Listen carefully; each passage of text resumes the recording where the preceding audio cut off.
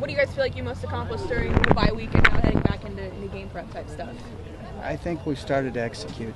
I told them the Pac-12 station last night that that light at the end of a tunnel is not a locomotive coming at us. It's the end of the tunnel. So I really see light, and we're starting to execute, and we're starting to play a lot faster. So I'm excited about it. When you look at Arizona's defense, I mean, the numbers aren't great. They've given up a lot of points in Pac-12 play. How do you look at that and say, wow, this is an opportunity for us? Do you not pay attention? Like, how do you look at all of that? Stats are for losers, I really believe, because you can turn them any way you want. We have to go out and execute. And when we execute, as we did in the first half last week, 2 weeks ago, we're real good. And that's all we got to do is execute, not worry about what the stats are. They've got some athletes that run well. We have to be in position to get them blocked and make some plays. When you say executing, what is better specifically in your end? Timing of throwing the ball, the run game, the timing there, our decision making on the run game. There's a lot of things that have gone on with that quarterback and what he has to do, and it's gotten a lot better in 2 weeks. Is the biggest challenge for him to adapt to the tempo, or the position groups were handling that? I think it was the whole group. They have to adapt to it and understand what he's doing at a certain pace and the whole thing. So, but he's gotten better in the passing game too, and that's going to help us.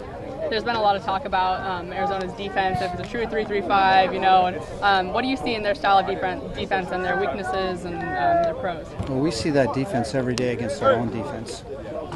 They don't necessarily call it a 3-3-5, but it's the same type of structure. So, whatever they want to call it is fine.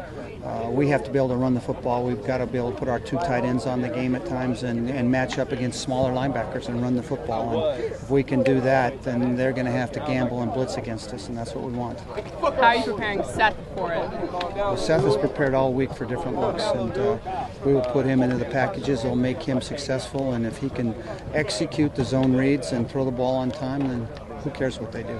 How much playing like Michigan defense or Stanford defense early has now, you think, helped you be ready? I think Michigan's defense was really good, and so was Stanford's. But again, when you go back, I think we beat ourselves in those opportunities, especially in that third quarter against Stanford. You go back to the fourth quarter, I think we performed well. So we've gotten better. It's never the opponent. The opponent is, these are Pac-12 players. They have great personnel. It's us.